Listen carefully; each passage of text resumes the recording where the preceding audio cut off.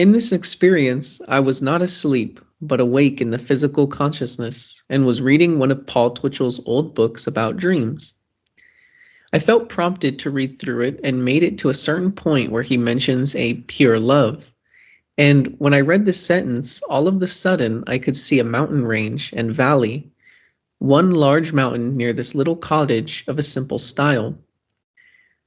Rock rock foundation and straw walls with one doorway and no door and one window or hole. Inside was one bench, and on this bench sat what I recognized as another part of myself, perhaps from a past life or one of my other bodies in creation. And beside me sat a woman. She sat facing one way and I another.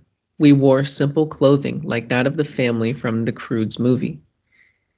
I made no consideration of who she was at the time, and when I looked at her, she had a big, huge smile on her face, and I pinched her cheeks and put my right arm around her body and pulled her to mine and held her head with my left hand.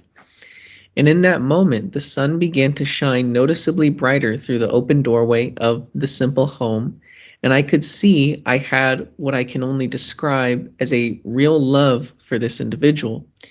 It was untainted by eroticisms, emotions, or identities.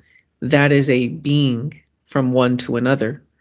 I could do nothing else but care absolutely for her, and in this moment my view once again shifted into the view of the woman, and I was her too. In the physical, I began to cry, and in my teary-eyed state, through the doorway of this vision, my view opened up to the sun, which sat in a blue sky and had transformed into a soft ball of white light, which, as I looked at it, I could see it looking back into me. It was totally aware, and I cried even more, as in this moment I could see this aspect of it. But much more, I recognized what it was showing me, and I was grateful. That was a little experience that I had yesterday. I just typed it out. It was very unexpected, but very, very cool experience I wanted to share. So thank you everybody for listening.